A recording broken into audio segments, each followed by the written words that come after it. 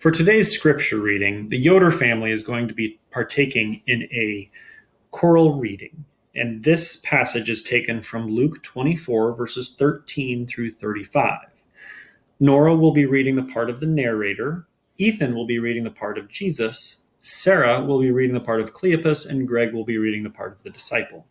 This is On the Road to Emmaus. Now that same day, two of them were going to a village called Emmaus, about 7 miles from Jerusalem. They were talking with each other about everything that had happened. As they talked and discussed these things with each other, Jesus himself came up and walked along with them, but they were kept from recognizing him. He asked them, "What are you discussing together as you walk along?" They stood still, their faces downcast. One of them, named Cleopas, asked him, "Are you the only one visiting Jerusalem who does not know the things that have happened there in these days?" "What things?" he asked. "About Jesus of Nazareth," they replied. "He was a prophet, powerful in word and deed before God and all the people. The chief priests and our rulers handed him over to be sentenced to death, and they crucified him. But we had hoped that he was the one who was going to redeem Israel.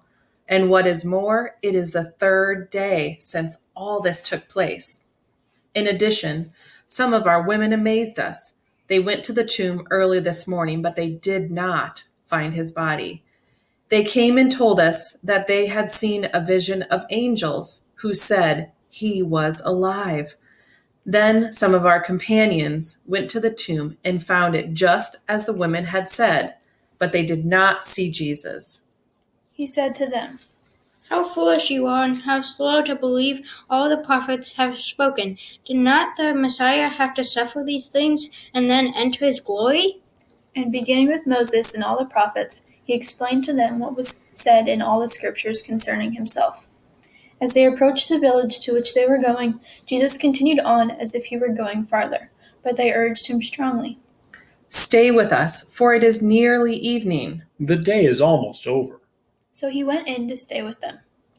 When he was at the table with them, he took bread, gave thanks, broke it, and began to give it to them.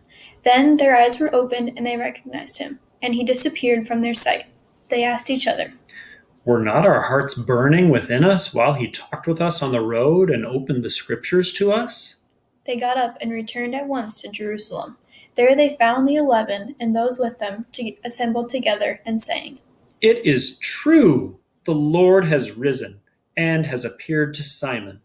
Then the two told what had happened on the way, and how Jesus was recognized by them when he broke the bread.